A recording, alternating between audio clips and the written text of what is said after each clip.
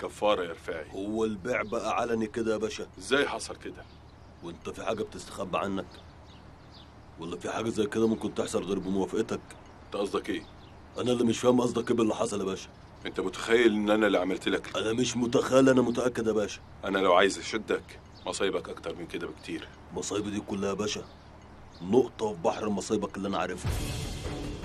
انت بتهددني؟ لا، بس في امور لازم تبقى واضحه كده يا باشا. طب لو قلت لك اني مش انا السبب هتصدق؟ صدق، بس مش هصدق انك ما كنتش تقدر تحميني.